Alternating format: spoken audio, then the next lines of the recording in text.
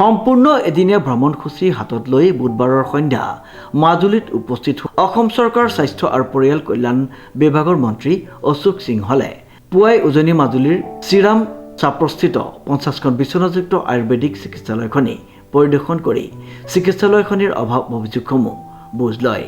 অসমত দুখন 50 বিচনাযুক্ত আয়ুৰ্বেদিক হস্পিটেল আছে। হস্পিটেলটোৱে পূৰ্ণাংগ ৰূপ লোৱা নাই। সময় কিছু লাগে, খুঁটি নাটি লাহে লাহে আমি ঠিক কৰি যাম।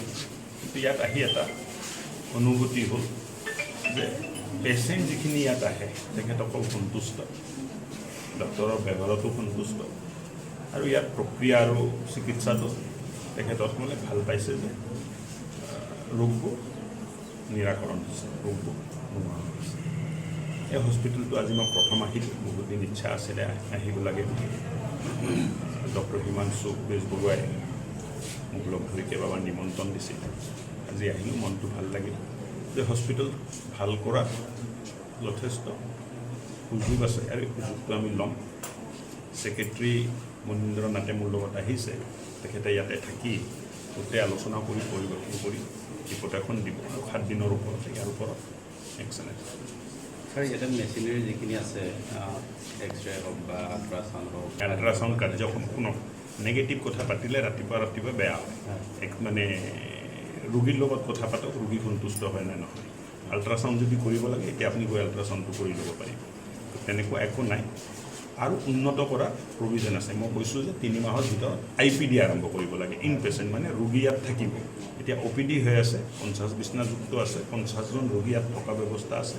তাৰ বাবে কি ব্যৱস্থা কৰিব লাগে এইখিনি কথা ক'লে হ'ল, আমি ব্যৱস্থা কৰিম। ছাৰ, ইতিমধ্যে আপুনি উল্লেখ কৰিছে অসমৰ আগশাৰী আয়ুৰ্বেদিক হস্পিটেল হিচাপে প্ৰতিষ্ঠা কৰাৰ কাৰণে আপুনি ইতিমধ্যে ঘোষণাই কৰিছে। ঘোষণা নহয়, মই ঘোষণা কোৱা নাই, মই বিচাৰিছোঁ এইটো। ডক্টৰসকলৰ লগত কথা পাতোঁতে মই বিচাৰিছোঁ যে মাজুলীৰ এই হস্পিটেলখন বৈষ্ণৱ সংস্কৃতিৰ কেন্দ্ৰ মাজুলীত আয়ুৰ্বেদাৰ এটা শ্ৰেষ্ঠ কেন্দ্ৰ হ'লে খাপ খোৱা এটা চিন্তা হ'ব বুলি মই ভাবোঁ।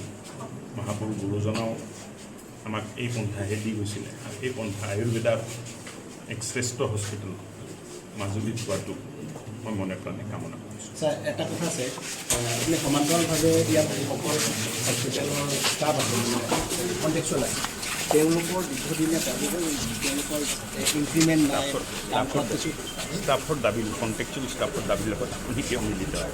চৰকাৰে কৰিব, যেনেকুৱা যি বিধান আছে, যি নিয়ম আছে, তাৰ মতে আমি কাম হ'ব। ঠিক আছে। মন্ত্ৰীগৰাকীৰ এই পৰিদৰ্শনৰ সময়ত উপস্থিত থাকে স্থানীয় বিধায়ক ভুৱন গাম, জিলা আয়ুক্ত ৰাতুল চন্দ্ৰ পাঠক, জিলা স্বাস্থ্য বিভাগৰ বিষয়ববীয়াসকল। ইয়াৰ পাছতে বহুকেইটা কাৰ্যসূচীত অংশগ্ৰহণ কৰি বিয়লি মাজুলীৰ পৰা ৰাওনা হয় মন্ত্ৰীগৰাকী।